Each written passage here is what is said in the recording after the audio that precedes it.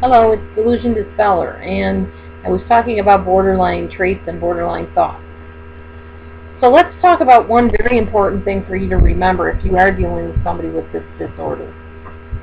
They have this inner belief that not only do they control everybody's reactions, etc., and everybody influences their reactions, but if somebody really does care about them, then there has to be something wrong with that person.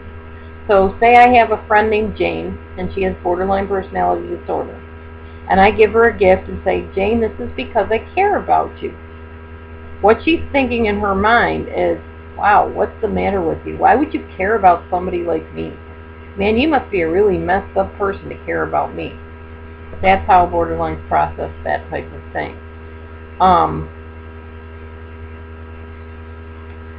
They have a really hard time coping with emotions, and if they can't get something from someone that they want, then they feel frustrated and angry and intense, and they have to do something so that they don't have to feel that feeling. They're not good at all at embracing feelings and letting them just happen. That is terrifying to a borderline personality person. They have to learn coping skills so that they can endure emotions and they can let things be and not have to be in control. Even with like anorexia, which is not a common or uncommon thing with borderlines, it's not about the eating, it's about control. It's about feeling like this is the one thing I can do, that I decide what goes in my mouth and what comes out. You know, when I purge, when I binge, when I eat, if I don't eat, etc. It's control. It's not the food.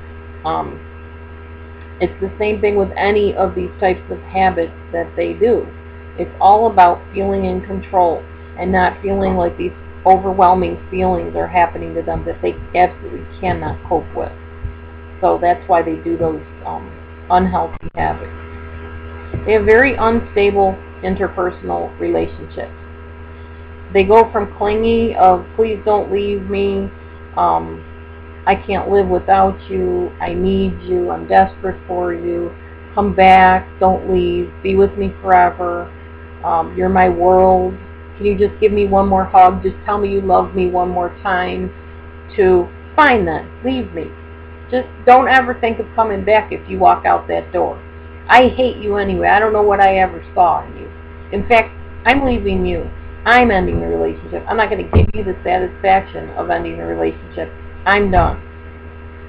And then they will switch suddenly and say, I'm so sorry. I didn't mean all those things I just said. I don't know what I was thinking. I don't know why I said that. I really do love you.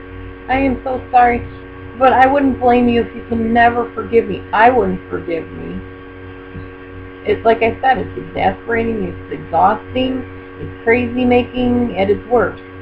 And yes, I have compassion for the borderline people, but let me tell you something. If you are borderline and you're doing this to somebody, they do not have an obligation to put up with it any more than you would have the obligation to be abused by somebody for your disorder. Nobody has the right to abuse anybody, and nobody has to put up with the abuse, period. Okay.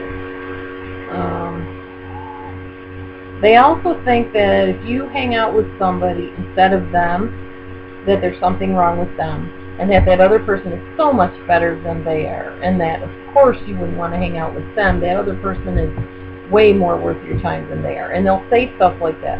I remember when I used to be on the internet, somebody would message me and say hi, and then just sit there until I said hello. If I didn't say hello, they would say, well, I guess you're busy, probably with somebody that's a lot more worth your time than I am. I'm sorry I bothered you. You want to really annoy me? Do that to me.